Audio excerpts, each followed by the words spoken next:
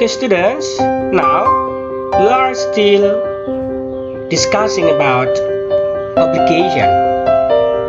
Pada kesempatan ini, kita masih membahas tentang obligation, yang mana fokus kita adalah perbedaan penggunaan antara must dan have to, yang mana kita rinci nanti apa perbedaan penggunaan must dan must be, serta apa perbedaan penggunaan have to dan has to, yang mana semua ungkapan ini baik must be, have to, atau has to ini berarti harus, cuman perbedaan pola penggunaannya saja yang akan kita tekankan untuk kita bahas. Now, we are going to talk about the difference between the using must and must be. Perbedaan penggunaan must dan must be adalah pada kata yang mengikuti setelahnya. Apabila diikuti kata verb, maka kita menggunakan must. Tetapi apabila diikuti adjektif, maka kita menggunakan must be. Sebagaimana yang kita tahu, verb adalah kata kerja, seperti go, bring, do. Sedangkan adjektif adalah kata sifat, seperti careful dan sebagainya. So, what is the difference between the using have to and has to? Perbedaan penggunaan have to dan has to ini tergantung pada subjek yang digunakan dalam kalimat tersebut. Apabila subjek dalam kalimat tersebut adalah I, you, they, dan we, maka kita gunakan have to. Tetapi apabila subjek yang digunakan adalah he, she, dan it, maka kita menggunakan has to. Sekarang mari kita pelajari contoh-contoh dari ungkapan keharusan yang menggunakan kata must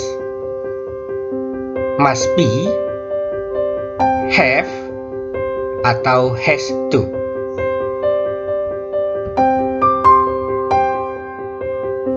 Listen and repeat after me. The example number 1. You must study hard.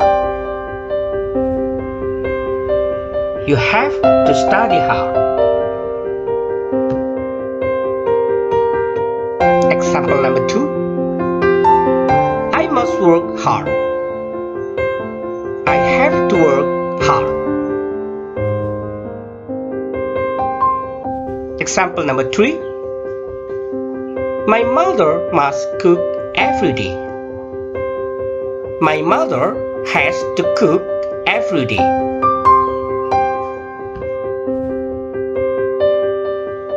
The example number 4. We must be careful.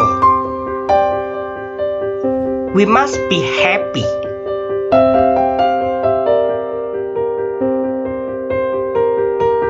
Nah, sekarang kita bahas perbedaan makna dari kata must dan have to.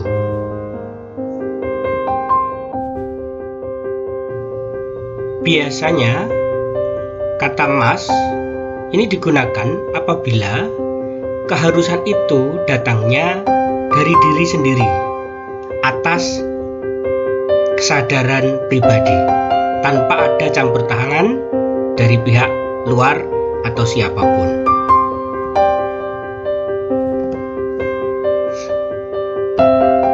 Misalnya seperti contoh berikut ini. We must stay at home. I must do it as good as possible. I must be careful. We must be nice people.